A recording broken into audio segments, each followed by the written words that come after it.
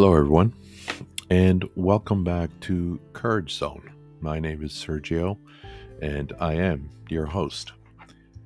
Before I get started this week's podcast, here's my disclaimer. This podcast may discuss sensitive topics, including CSA, so listener discretion is advised. This podcast discusses experiences of abuse, violence, suicidal ideation, and CSA, which may be distressing to some listeners.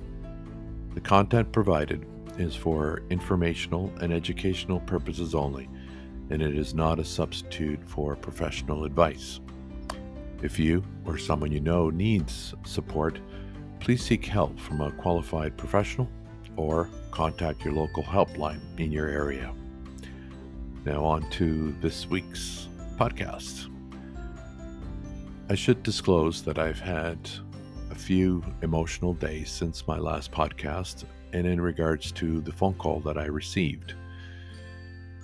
I have received also many messages being that they were very heartwarming, but I'm still perplexed, and that's why I'm here on how some individuals who have never experienced this type of trauma believe that one can be fixed or cured by reading a book, or they think that just because I'm talking about it, I will be cured forever.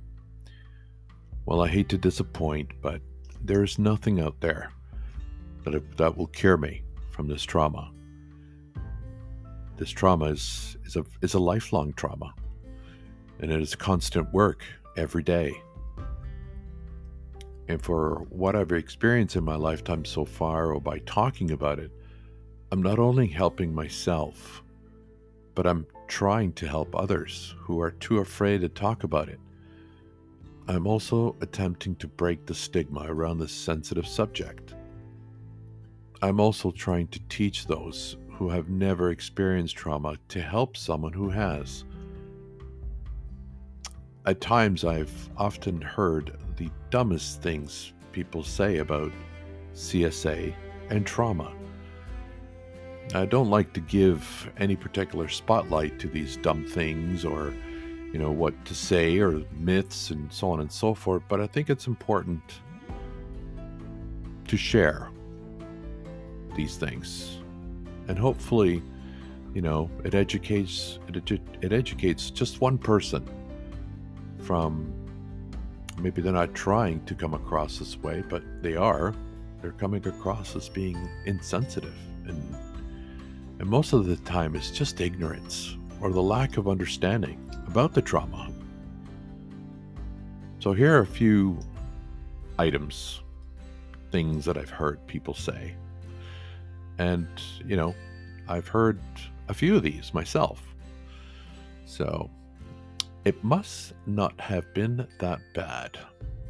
When someone says that, this minimizes the survivor's experience and can make them feel invalidated and misunderstood. The next one is, why didn't you tell anyone sooner? Well, this statement, this places blame on the survivor, and it fails to acknowledge the complexities and disclosure, including fear, shame, and manipulation by the abuser. The next one is, are you sure it wasn't just a misunderstanding? This implies doubt about the survivor's credibility and undermines their courage in coming forward. The next one is, you should just forgive and forget. I've heard that so many times. This statement oversimplifies the healing process and ignores the long-lasting impact of trauma, including PTSD, trust issues, and ongoing emotional struggles. The next one is, but they were your family or friend. They wouldn't do something like that. I've heard this one before. This disregards the reality that abusers can be anyone, including trusted individuals within the survivor circle, and perpetuates the myth that abusers fit a certain stereotype. Yeah, that's the other one. Basically, what does an abuser look like? Or a child molester? What do they actually look like? There is no stereotype as far as what one looks like. The next one is it's time to move on. Yeah, like it's so easy to move on. This dismisses the survivor's pain and implies that they should simply get over the trauma. Now, without understanding the complex and long-term effects of CSA. The next one is, why didn't you fight back? Now, I mentioned this in my previous podcasts. This places unrealistic expectation on the survivor's behavior during the abuse and fails to recognize that the power dynamics and manipulation often involved in CSA. The next one is that I've heard this, and it says, you're lucky it wasn't worse.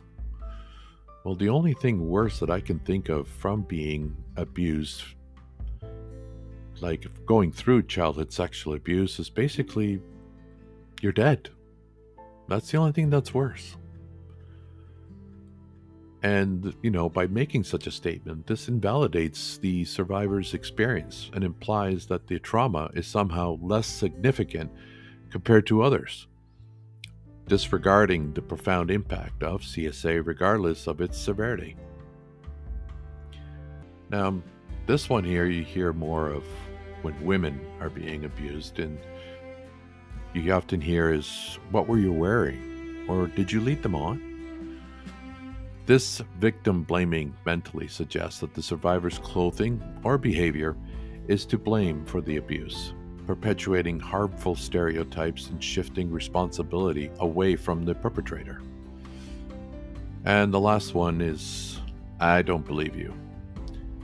Now, I've mentioned that my birth mother, I say birth mother, but I've actually, we have come up with a new name. We call her the egg now. She's often said, I don't believe you. This outright denial of the survivor's experience is incredibly damaging and can re-traumatize them, reinforcing feelings of shame, self-doubt, and isolation. These comments not only fail to offer support, but can also exacerbate the survivor's trauma and sense of alienation. It's essential for friends, family, and society as a whole to educate themselves about the impact of CSA and to offer survivors compassion, validation, and support without judgment. This brings me to the next item, which, again, talking to certain people this past week, it's sort of, people say, and I like to cover off some myths surrounding childhood sexual abuse. Number one is sexual abuse only includes physical contact. Well, sexual abuse includes non-physical contact as well. So perpetrators may expose children to pornography or participate in acts of voyeurism. These can potentially have the same long-term effects as a child as physical sexual abuse. Number two, sexual abuse only happens to girls. Well, even though abuse of boys is not discussed as often, 1 in 6 boys will be sexually abused before they're 18 years old. So your sons need your protection just like your daughters need it. Number 3, strangers' dangers, the biggest cause of sexual abuse. Many times, perpetrators are people who interact with on a regular basis. It is reported that 90% of those who are abused knew their abusers. 60% are abused by a trusted family friend, and 30% are abused by a family member. While stranger danger is a risk, it is by no means the biggest risk. Number 4, sexual abuse only occurs in white vans and dark alleys. Well, sexual abuse can, and it does, occur anywhere children are, including schools, churches, community centers, or at home.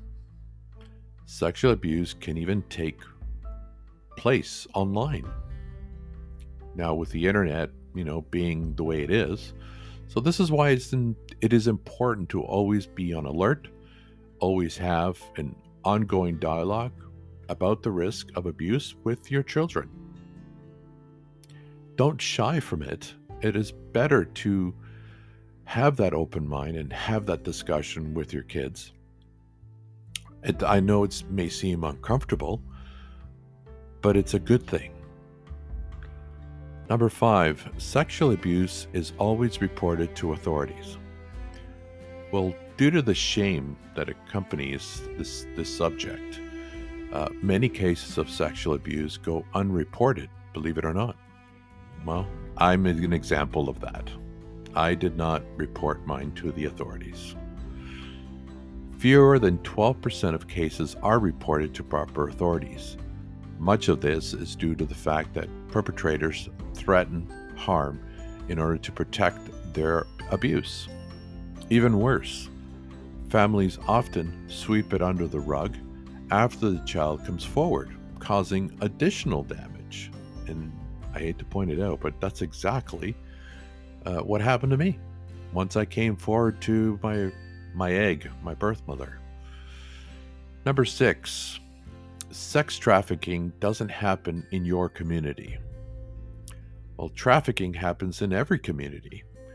And according to DoSomething.org, between 14,500 and 17,500 people are trafficked in the U.S. each year. The average age enters the sex trade in the U.S. is 12 to 14 years old.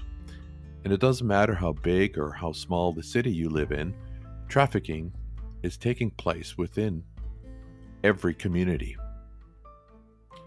Number 7, survivors always become abusers. I've heard this, and I've personally heard this. It is reported that 30% of survivors of childhood sexual abuse will become perpetrators themselves. However, this risk is significantly reduced if the survivor receives help. For this reason, the stigma surrounding the important subject needs to disappear. Everyone needs to stand up and help children find the healing they need after abuse. It is important to break the cycle. Number 8, sexual abuse will happen and I can't do anything about it. Educated parents and caregivers can significantly reduce the likelihood of sexual abuse. Taking action to stay informed about how to prevent, recognize, and respond to sexual abuse will help equip you with the tools you need to protect your children. Also, keep an open dialogue with your children about healthy sexuality will help give your children the confidence they need to confide in you about the sensitive subject. I also pulled up, sort of a data in Canada. I know that I've pulled up the US, but about 60% of children in Canada say that they have experienced some form of abuse before the age of 15. And this includes emotional abuse, neglect, physical abuse, witnessing violence, and sexual abuse. And by the way, that number came from Statistics Canada back in 2019. It's under the General Social Survey. The next item you could say is, highlighting certain things on how one can be helpful. So the nature of the trauma, understanding. CSA is a deeply traumatic experience that can have lasting psychological, emotional, and physical effects on survivors. These effects can be vary widely among individuals and may persist throughout their lives. Complexity of recovery. Recovery from CSA is a complex and ongoing process that often requires long-term therapeutic support. While survivors can learn to cope with their experience and find healing, the effect of the abuse may still resurface at times, especially during triggers or stressful periods. Prevalence of triggers. Triggers, such as certain smells, sights, sounds, or situations, can unexpectedly bring back memories of emotions associated with the abuse, making it challenging for survivors to fully move on from their experiences. The impact on relationships. CSA can deeply impact survivors' ability to form and maintain healthy relationships. Trust issues, intimacy difficulties, and feeling of shame or guilt can persist, affecting various aspects of their personal and social life. Structural and societal factors. Addressing CSA requires addressing a larger systematic issues such as lack of awareness, societal stigma, and gaps in support services. These factors can make it difficult for survivors to access the help they need and can contribute to the ongoing challenges they face. Preventive measures. While there are preventive measures in interventions aimed at reducing the incidence of CSA, such as education, awareness campaigns, and child protection policies, there is no foolproof method to entirely eradicate the risk. Continued support. It is crucial to emphasize the importance of continued support for survivors, both on an individual level through therapy and community resources, and on a societal level through advocacy, education, and policy changes. By highlighting these points, you can help others understand that while progress can be made in addressing CSA, it is a complex issue with no single or permanent solution. The next one is basically I just want to go over, educate on supporting a spouse who has experienced triggers from childhood sexual abuse. It requires patience, empathy, understanding. So here are some ways that you can help your spouse that has experienced CSA. Educate yourself. Take the time to educate yourself about the effects of CSA and how it can manifest in survivors. Understanding the psychological impact and common triggers can help you emphasize with your spouse's experiences. Listen and validate.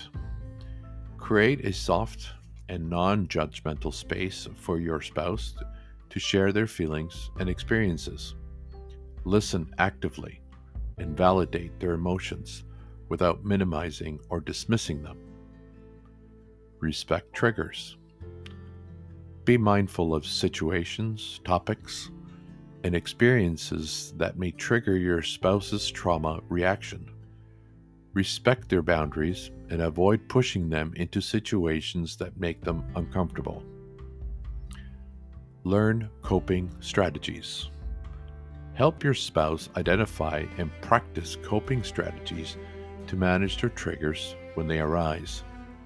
This might include deep breathing, mindful techniques, or grounding techniques to stay present in the moment. Encourage professional help.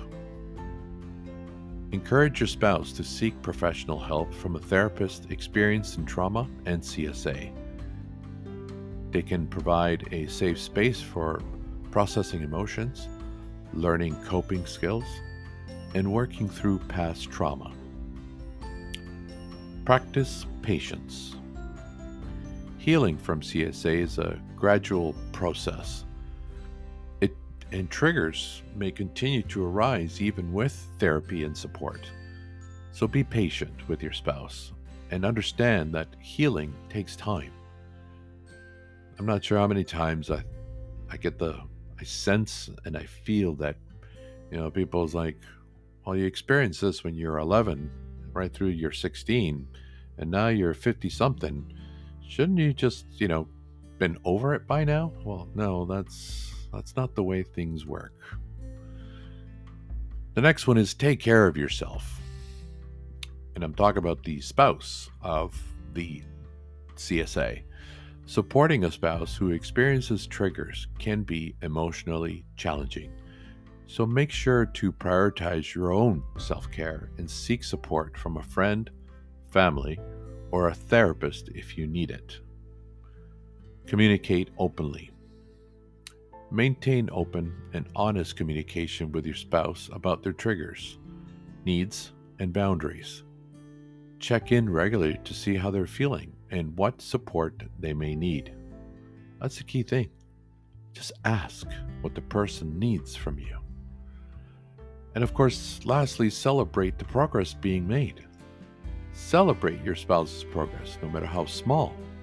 Remember, when it comes to healing, it takes time and it's all baby steps. So no matter how small, recognize their resilience and efforts in facing their trauma and healing. Remember that every survivor's journey is unique, and what works for one person may not work for another. So tailor your support to your spouse's individual needs and preferences, and continue to be a source of love, understanding, and encouragement. Now, the next topic I'd like to talk about is PTSD, post-traumatic stress disorder. This is a resulting from childhood sexual abuse and is unfortunately a common and deeply impactful consequence of such traumatic experiences. So here's how PTSD can manifest in survivors of CSA. So flashbacks and intrusive memories. Survivors can experience vivid and distressing memories of the abuse, often triggered by reminders of the traumatic event. These flashbacks can feel as though the abuse is happening all over again, causing intense emotional and physical reactions. Avoidance behavior. Individuals with PTSD may go to great lengths to avoid people, places, and situations that remind him of the abuse. This can include avoiding conversations about the topic, isolating themselves from others, or avoiding activities they used to enjoy. Negative changes in mood and cognition. PTSD can lead to persistent negative beliefs about oneself. Tell me about it. I'm always there. And in others or the world, as well as distorted perceptions of blame or guilt. Survivors may experience feelings of shame, worthlessness, or detachment from others. Don't I know it? Hyperarousal or hypervigilance. Survivors of CSA may feel constantly on edge or hyper alert, anticipating danger or threat in their environment. This heightened state of arousal can lead to difficult concentrating, irritability, insomnia, and also exaggerated startled response. Like when someone comes up to you, they touch you, you jump. That's the, exaggerated startled response. And I do, and have experienced this in this area quite a bit. I've explained to my spouse that, and even some friends that, let's just say I go to a particular mall and I'm in the food court. And I've asked them, you're sitting here having your lunch. What are you thinking? And the person responded, the only thing I'm thinking of is eating my lunch. I said, okay. I said, you want to know what I'm thinking? They said, sure. Okay. I'm thinking about where's the nearest exit if something happens? Or where could I run to and hide if something happens? How quick could I get to the exit door?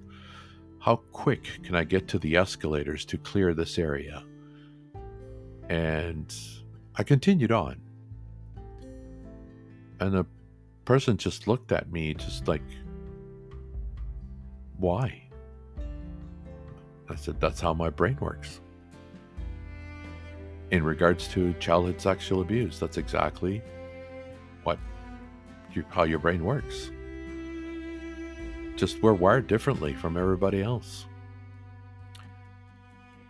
So again, it's important for survivors of CSA with PTSD to seek professional help from therapists experienced in trauma-focused therapy. That could not be so important to find. It's not just a regular therapist or a regular psychologist, because you need somebody who specializes in trauma-focused therapy.